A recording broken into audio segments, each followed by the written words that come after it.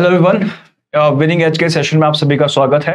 मेरा नाम विक्रम है और आप मेरे साथ कंटिन्यू कर रहे हैं हम लोग आपका मॉनसून सीरीज। कल लास्ट क्लास में हम लोगों ने क्लाइमेटोलॉजी ऑफ इंडिया को पढ़ा था। थोड़ा सा इंट्रोडक्शन हमने लिया था कि किस तरह का क्लाइमेटोलॉजी रहता है इंडिया का, वो कौन कौन से फैक्टर हैं जो इस क्लाइमेटोलॉजी को इफेक्ट करते हैं, और जो हमारा क्लाइमेट है इंडिया का उसकी कुछ कैरेक्टरिस्टिक्स क्या है।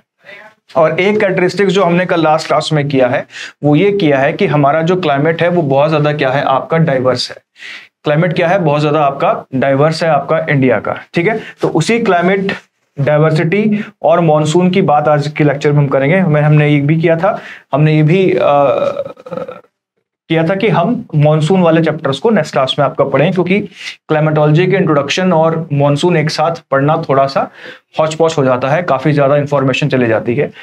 ठीक है, तो climatic condition of India are best understood through the annual cycle of distinct season. सबसे पहले हम बात करेंगे कि जो क्लाइमेट डाइवर्सिटी है इंडिया में उसका मतलब क्या है।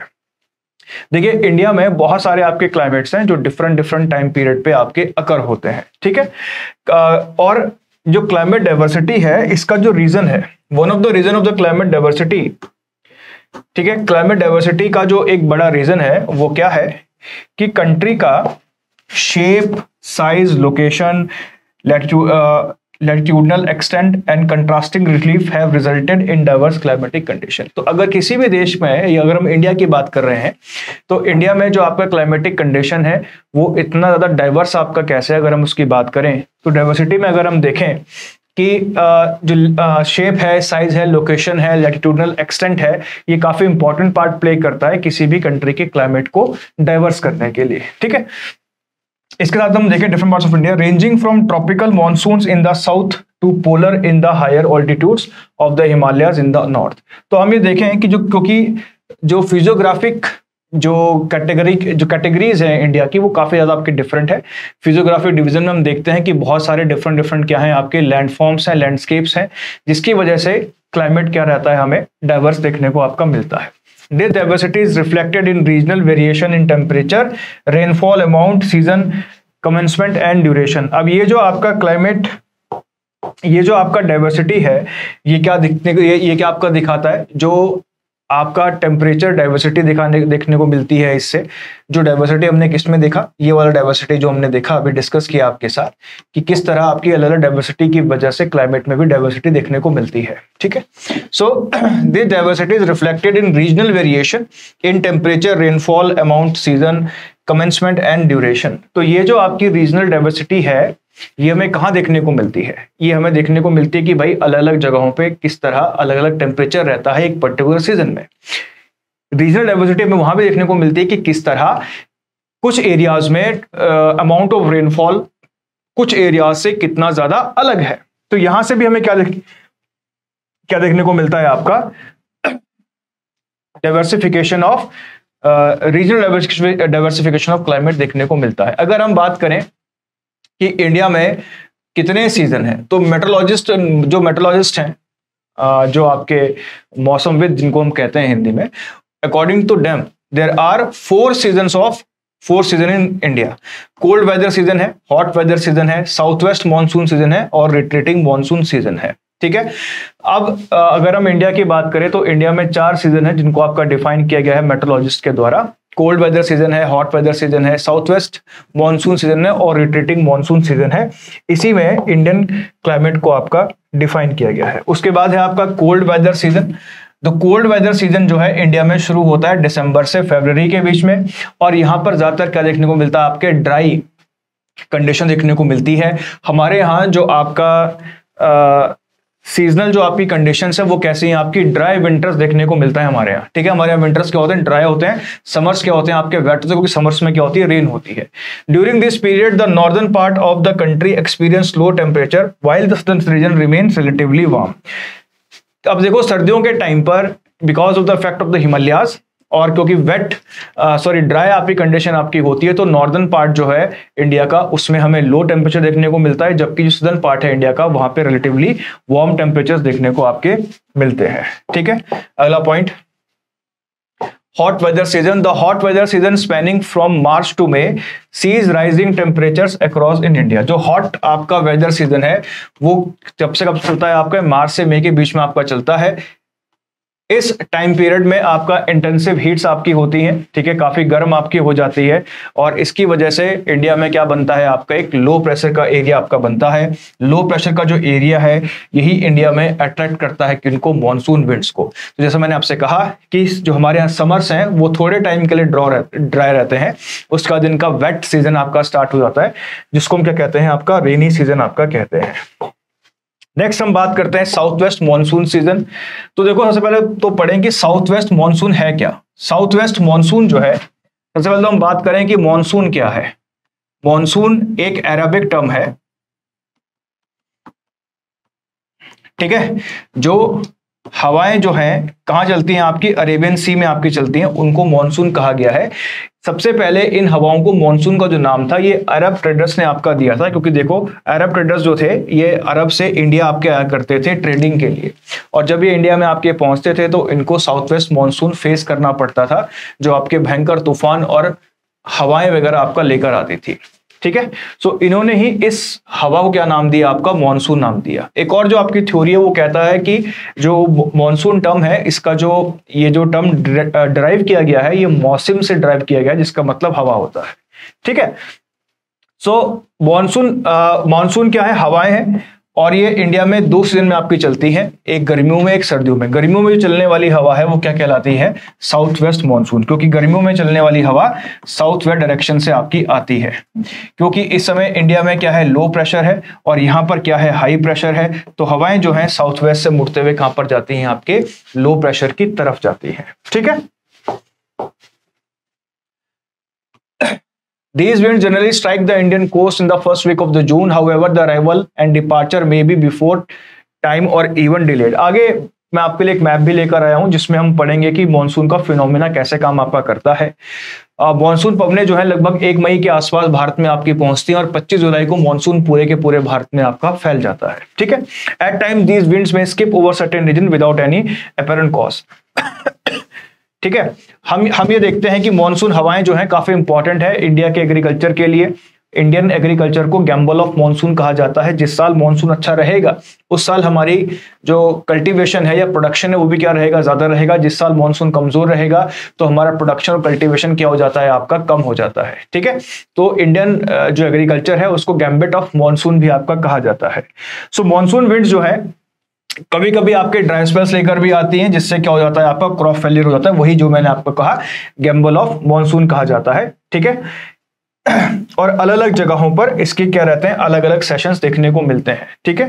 कभी कभी हमें देखने को मिलता है कि spatial distribution of rainfall is uneven, some region में experience heavy rainfall while other receive मर्ज और scanty rainfall. Typically these wind begin retreating by the end of September but their departure may sometimes be delayed until October. कभी कभी जो south west monsoon जो है, जो south west monsoon की जो हवाएं हैं वो आपकी डिपार्चर करना स्टार्ट कर देती हैं आपके सितंबर के एंड तक, पर कभी कभी ये हवाएं आपके अक्टूबर तक चलती रहती हैं।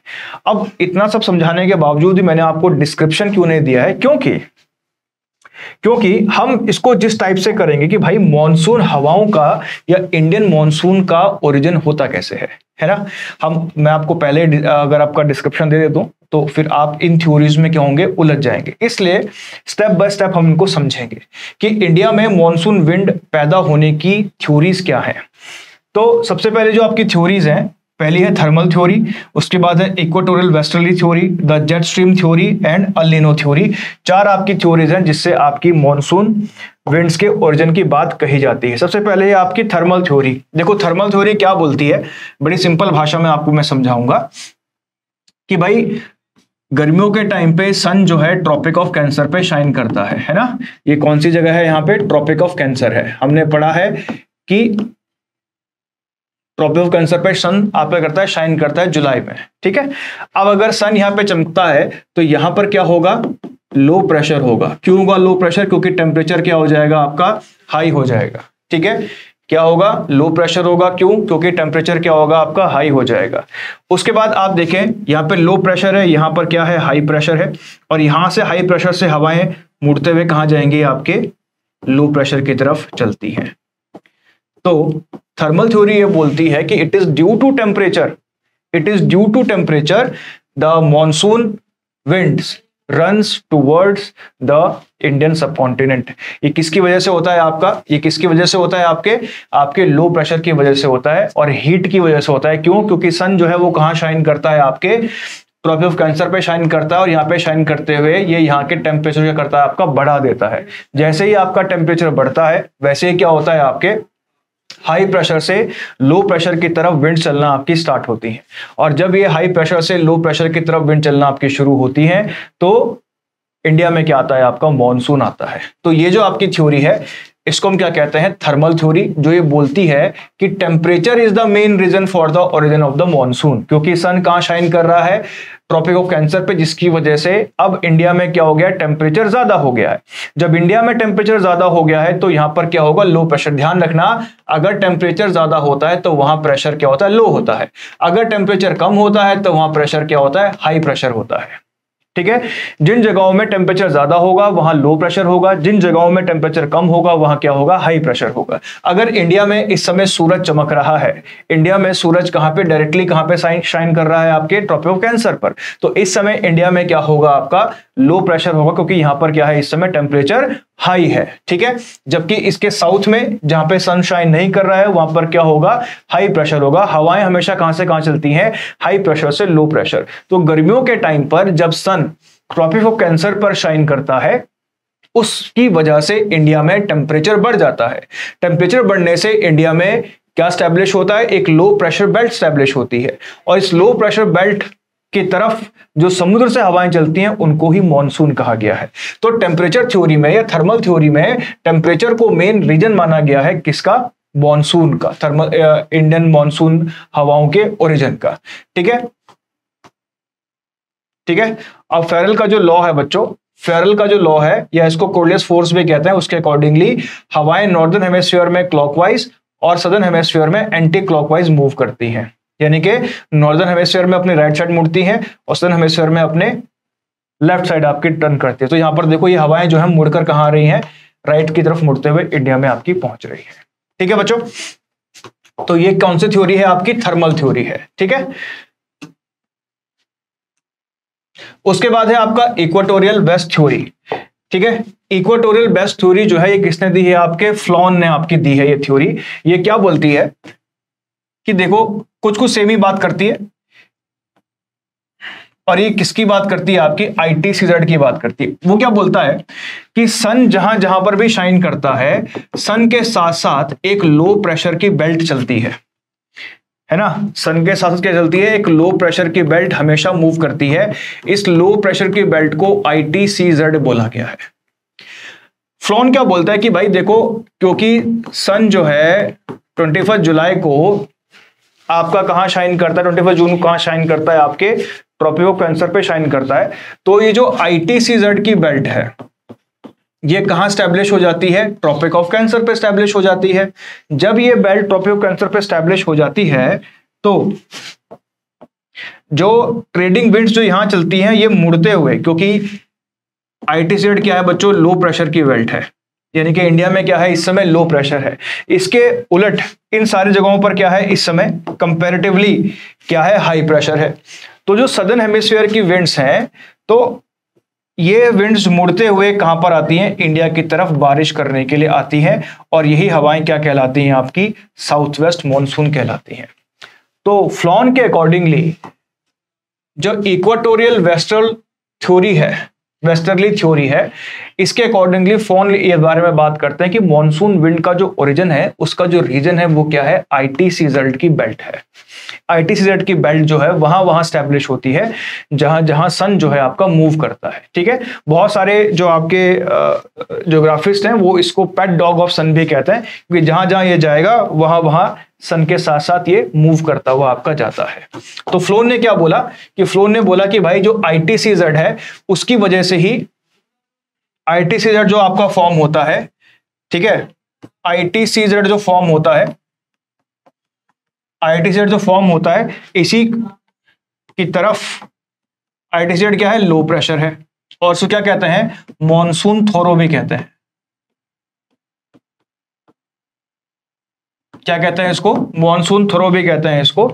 इसी ITCZ की तरफ क्या होती है, आपकी बारिश होती है। यहाँ हाई प्रेशर है, यहाँ क्या है, लो प्रेशर है, यहाँ पर क्या हो जाती है, आपकी बारिश हो जाती है। ठीक है, तो फ्लोन ने बोला कि भाई ITCZ is the main reason of origin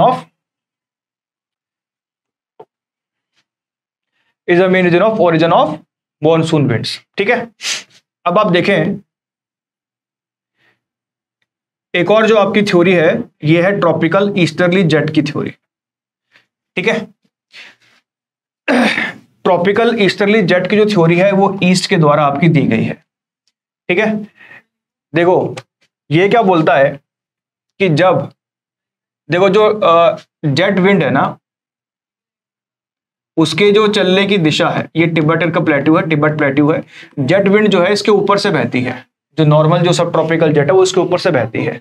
लेकिन इसमें होता क्या है कि इंडिया पे बनता है आपका लो प्रेशर। ठीक है, इंडिया में क्या होता है, लो प्रेशर बनता है। तिब्बत में क्या बन जाता है, तिब्बत में भी क्या बनता है, आपका लो प्रेशर बनता है इस समय, क्योंकि सन जो है वो कहां शाइन करता है, आपका सन जो है वो शाइन कर रहा होता है कहां पर, ट्रॉपिक ऑफ कैंसर पर। तो यहां पर भी लो प्रेशर बनता है सन की वजह से। तिब्बत का प्लेटो क्या है, गर्म हो जाता है। यहां पर क्या बनते हैं, आपके साइक्लोन्स का फॉर्मेशन शुरू होता है। जैसे साइक्लोन ऊपर जाते हैं ठंडे होते हैं, उसका ये जो विंड है यहां से वो यहां पर उतरती है इक्वेटर के पास। अब ये विंड जो है कैसी विंड है, आपकी कोल्ड विंड है, यानी कि इस विंड में क्या है, हाई प्रेशर है। इस विंड में क्या है, आपका हाई प्रेशर। सबसे पहले तो आप समझो कि जेट स्ट्रीम होती क्या है, ये एक अपर एटमॉस्फेयर की विंड है जो वेस्ट टू ईस्ट बहती है, और इसका जो मिडिल पार्ट में जो इसकी आपकी स्पीड होती है दैट इज अराउंड 340 किलोमीटर्स। ठीक है, south east monsoon in India is related to the tropically easterly jet which blows between 80 north and 350 north latitude.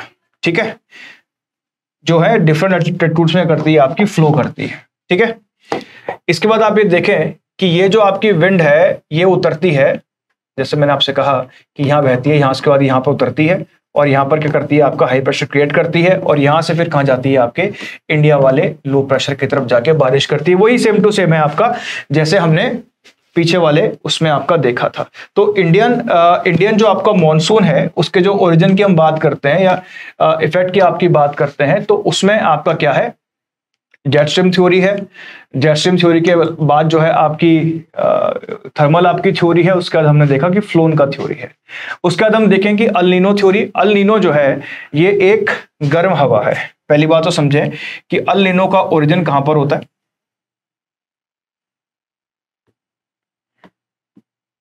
El Nino का जो ओरिजिन होता है साउथ अमेरिका के पास होता है। ठीक है, साउथ अमेरिका के पास अल नीनो का ओरिजिन होता है। ये ऑस्ट्रेलिया है। अल नीनो जो करंट है ये वार्म करंट है। देखो नॉर्मली यहाँ पर ना कोल्ड करंट चलता है। यहाँ पर जो कोल्ड करंट चलता है बच्चों उसका नाम है हम्बोल्ट करंट। Humboldt current. अब पेरू के तटों के पास से ये अल नीनो जो करंट है ये आपका पैदा होता है। उसके बाद ये एंट्री करता है ऑस्ट्रेलिया से होते हुए कहाँ, इंडियन ओशन में। यहाँ पर क्या है आपका, इंडियन ओशन में ये एंटर कर जाता है। जैसे ये इंडियन ओशन में एंटर करता है ये इंडियन ओशन का क्या बढ़ा देता है, आपका टेम्परेचर बढ़ा देता है। ठीक है, अब देखो जैसे ये इंडियन ओशन में एंटर करता है ये इंडियन ओशन का क्या बढ़ाता है, आपका टेम्परेचर बढ़ा देता है। ये इंडिया हो गया आपका ना। अब अल नीनो जो थी एंटर हो चुकी है कहां पे, इंडियन ओशन में। अब आप देखो कि ये यहाँ पे 0 डिग्री है, इक्वेटर है।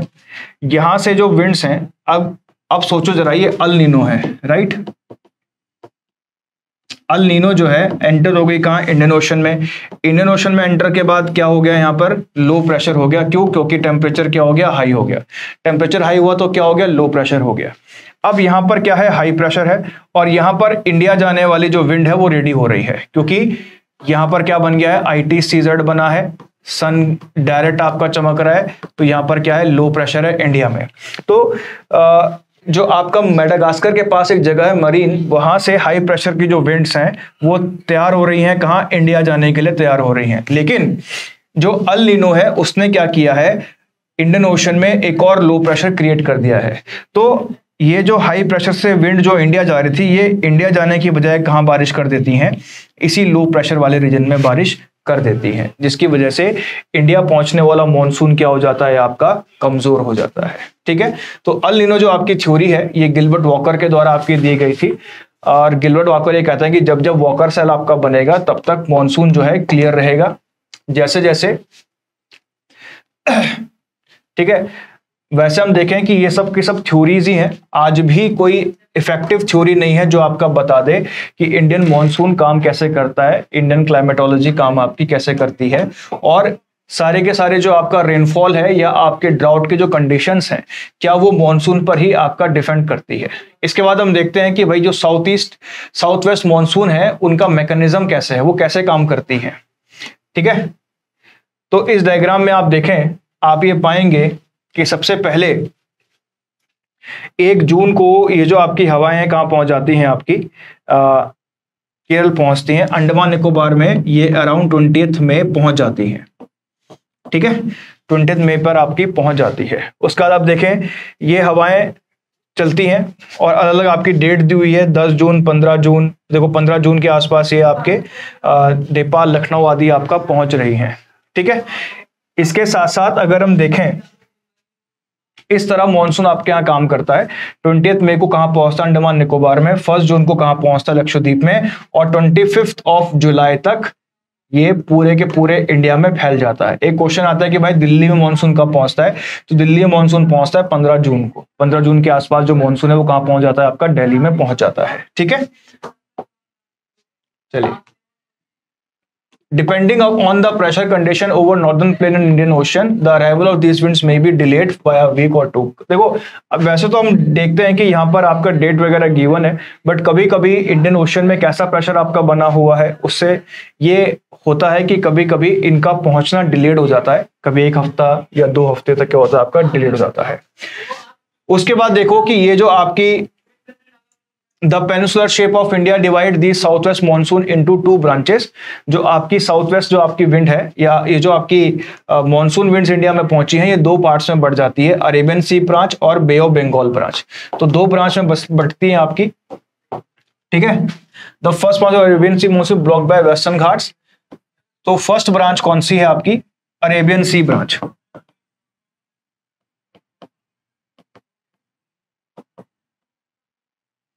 पहला ब्रांच कौन सा है, अरेबियन सी ब्रांच है, जो देखो वेस्टर्न घाट्स ना इस ब्रांच को यहाँ पे एंटर करने नहीं देते हैं। तो ये ब्रांच जो है ताप्ती रिवर वैली से कहाँ होता है, आपका अंदर होता है, एंटर। ठीक है, क्योंकि वेस्टर्न घाट्स का जो एलिवेशन है 900 से 1200 मीटर्स का है, तो हमें देखते हैं कि अराउंड 250 से 400 सेंटीमीटर तक का रेनफॉल होता है, कहाँ पे, वेस्टर्न घाट्स के वेस्टर्न साइड में। ठीक है, ठीक है, इसके साथ साथ हम देखें कि east of the western Ghats में क्या बनता है, रेन शेडो जोन बनता है। देखो बच्चों, हम एक रेनफॉल पढ़ते हैं जिसको हम कहते हैं ओरोग्राफिक रेनफॉल, अभी हमने पिछली क्लास में पढ़ा था। तो जिस साइड आपकी क्या हो जाएगी, बारिश हो जाएगी, जिस साइड बारिश नहीं होगी ये कहलाता है रेन शेडो जोन। क्या कहलाता है आपका, रेन शेडो जोन कहलाता है। जिस साइड बारिश होती है वो कहलाता है रेन जोन। तो अगर हम इसको देखें कि यहां पर क्या है, आपके वेस्टर्न घाट्स हैं, तो वेस्टर्न घाट्स के ईस्ट में आपका बनता है rain shadow zone. Western Ghats के ईस्ट में क्या बनता है, आपका रेन शेडो जोन आपका बनता है। ठीक है, क्लियर हो गया। तो उसका जो सेकंड ब्रांच है आपका,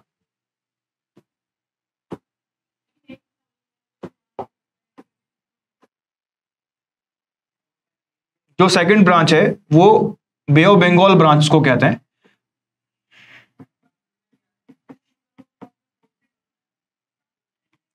जो सेकंड ब्रांच जो है उसको हम क्या कहते हैं, बे ऑफ बंगाल ब्रांच आपका कहते हैं। ये बे ऑफ बंगाल के रास्ते एंटर करता है कहां पर, नॉर्थ ईस्ट इंडिया में। ठीक है, छोटा नागपुर पठार में ये आपका क्या करता है, बारिश आपका करता है। ठीक है,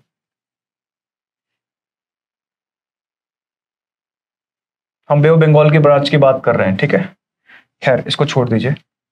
तो बे ऑफ बंगाल ब्रांच जो है वो एंटर करता है कहां से, आपके बंगाल की खाड़ी से। किस रीजन में एंटर करता है, आपका छोटा नागपुर पठार के ऊपर का जो मेघालय का रीजन है उसमें क्या करता है, आपका एंटर करता है। ठीक है, उसके बाद देखें कि ये आपकी गारो खासी जयंतिया हिल्स आपको नजर आएंगे यहाँ पर। हालांकि इस मैप में और भी बहुत सारी चीजें गिवन है, बट आप केवल इसको ही ध्यान रखेंगे। तो बे ऑफ बंगाल ब्रांच जो है ये एंटर करते हुए कहां पे ट्रैप हो जाता है, गारो खासी जयंतिया हिल में ट्रैप हो जाता है, और यहाँ पर क्या करता है, बहुत ज्यादा बारिश करता है। उसके बाद ये यहां से इस तरह बहते हुए, क्योंकि यहाँ पे हिमालय है, हिमालय के साथ साथ बहते हुए कहां पहुंचता है, आपके हिमाचल प्रदेश में पहुंचता है, जहां पर हिमाचल प्रदेश में पहुंचता है जहां पर अरब सागर ब्रांच और बे ऑफ बंगाल ब्रांच आपस में मिलती है। ठीक है, तो अरब सागर ब्रांच और बे ऑफ बंगाल ब्रांच कहां मिलती है आपस में, हिमाचल प्रदेश में आपकी मिलती है। ठीक है, अब आप देखें कि ये जो ट्रैप की सिचुएशन मैंने आपकी बताई यहाँ पर, ये गारो खासी जयंतिया हिल्स में ये आपकी जो हवाएं हैं बे ऑफ बंगाल और ब्रांच जो है वो आपकी ट्रैप हो जाती है, जिससे क्या होता है, वहां पर बहुत ज्यादा बारिश होती है। ठीक है, लगभग आपका 1100 सेंटीमीटर का एवरेज रेनफॉल होता है पर ईयर इन बिटवीन गारो खासी एंड जयंतिया हिल्स। ठीक है, उसका बाद हम देखें कि इंडिया में उसके बाद आता है कौन सा मॉनसून, आपका रिट्रीटिंग मॉनसून आता है इंडिया में उसके बाद। ठीक है, इंडिया में कौन सा मॉनसून आता है उसके बाद, रिट्रीटिंग मॉनसून आपका आता है। और रिट्रीटिंग मॉनसून में अगर आप देखो तो देखो ये तो गया था आपका साउथ वेस्ट मॉनसून, तो इस साउथ वेस्ट मॉनसून से इस कोरोमंडल कोस्ट में बारिश नहीं होती है। ठीक है, कौन सा कोस्ट है, कोरोमंडल कोस्ट है। अब रिट्रीटिंग मॉनसून आएगा, ये कौन सा था, साउथ वेस्ट मॉनसून था जो अभी हमने देखा। अब अक्टूबर के महीने में, अक्टूबर से दिसंबर के मंथ में रिट्रीटिंग मॉनसून आता है, यानी कि उनकी दिशा होती है यहां से, और रिट्रीटिंग मॉनसून जो है बे ऑफ बंगाल से गुजरता हुआ वाटर लोडेड हो जाता है, और उसके बाद क्या करता है, कोरोमंडल कोस्ट में बारिश करता है। तो ध्यान रखना, एक क्वेश्चन एग्जाम में आता है कि कोरोमंडल कोस्ट में बारिश किस समय होती है और कौन से मॉनसून से होती है। तो कोरोमंडल कोस्ट में बारिश होती है किससे, रिट्रीटिंग मॉनसून से, लौटते हुए मॉनसून से होती है। या तमिलनाडु के ईस्टर्न पार्ट्स में रेनफॉल कौन से मॉनसून से होता है और कब होता है, तो अक्टूबर दिसंबर के मंथ में जो रिट्रीटिंग मॉनसून आता है उससे क्या होता है, आपकी बारिश होती है किससे, कोरोमंडल कोस्ट में। ठीक है, so rotating monsoon which occurs from October to December is marked by the withdrawal of monsoon winds and a gradual decrease in rainfall. During this time the southern and eastern parts of India often experience cyclonic activity and post monsoon showers. ठीक है, तो लौटते हुए monsoon से बारिश कहाँ होती है, कोरोमंडल कोस्ट में। साउथ वेस्ट मानसून से कोरोमंडल कोस्ट में बारिश नहीं होती है। ठीक है, जो जैसा कि हमने पिछले मैप्स में भी आपका देखा, तो आप ये देखो कि ये बे ऑफ बंगाल ब्रांच है साउथ वेस्ट मानसून का, और ये बाईपास करके यहां एंटर हो गई है ना। तो ये जो रीजन है इसको कोरोमंडल कोस्ट कहते हैं, यहां पर बारिश आपकी नहीं हुई। तो साउथ वेस्ट मानसून से कोरोमंडल कोस्ट में बारिश नहीं होती है। कोरोमंडल कोस्ट में बारिश कहां से होती है, आपके रिट्रीटिंग मानसून से होती है, लौटते हुए मानसून से होती है कोरोमंडल कोस्ट से। तो ये थोड़ा सा एक डायग्राम है, ये डायग्राम किसका है, नॉर्थ ईस्ट मानसून, जो इसको रिट्रीटिंग मानसून कहते हैं। अब देखो ITCZ कहां बन गया, यहां पर, तो यहां पर क्या होगा, लो प्रेशर होगा, जबकि इसके रिलेटिवली यहां पर क्या होगा, हाई प्रेशर होगा। हवाएं हमेशा कहां से कहां चलती हैं, हाई प्रेशर से लो प्रेशर की तरफ। तो आप देखो ये हवाएं, क्योंकि ये ऐसे क्यों मुड़ेंगी, मैंने आपको बताया था क्रोलियस इफेक्ट या फेरेल्स लॉ, जिसमें हवाएं नॉर्दर्न हेमिस्फीयर में क्लॉकवाइज और सदर्न हेमिस्फीयर में एंटी क्लॉकवाइज चलती है। तो जब ITCZ यहां पर आपका स्टैब्लिश है, तो हवाएं इस क्योंकि ये क्या है, हाई प्रेशर विंड्स हैं, यहां पर क्या है, लो प्रेशर है, हवाएं हाई प्रेशर से कहां चलेंगी, लो प्रेशर पे। और जब हवाएं मुड़ते हुए बे ऑफ बंगाल से कहां जाएंगी, तमिलनाडु के ऊपर जाएंगी, तो देखो तमिलनाडु के ऊपर बना है यहाँ पे बादल, यानी कि यहाँ पर क्या होगी, आपका रेनफॉल होगा। तो जो कोरोमंडल कोस्ट है उससे जो रेनफॉल होता है वो कहां पर होता है, आपके कौन सी आपके मॉनसून से होता है, रिट्रीटिंग मॉनसून से आपका क्या होता है, रेनफॉल होता है कोरोमंडल कोस्ट पे। एक क्वेश्चन आता है कि कौन सी रिवर साउथ वेस्ट मॉनसून और नॉर्थ ईस्ट मॉनसून दोनों का वाटर लेती है ना। तो आंसर है कावेरी। जो कावेरी आपकी रिवर है उसमें आपका जब साउथ वेस्ट मॉनसून होता है वहां से भी उसको पानी मिलता है, और जब रिट्रीटिंग मॉनसून होता है तो यहां से भी उसको वाटर मिलता है। ठीक है, सो ये किसका डायग्राम है, जिसमें बहुत अच्छे तरीके से हम ये देख पा रहे हैं कि यहाँ पर ITCZ है, जहां जहां ITCZ होगा वहां वहां क्या रहता है, आपका लो प्रेशर रहता है। ITCZ क्या है, एक लो प्रेशर की बेल्ट है।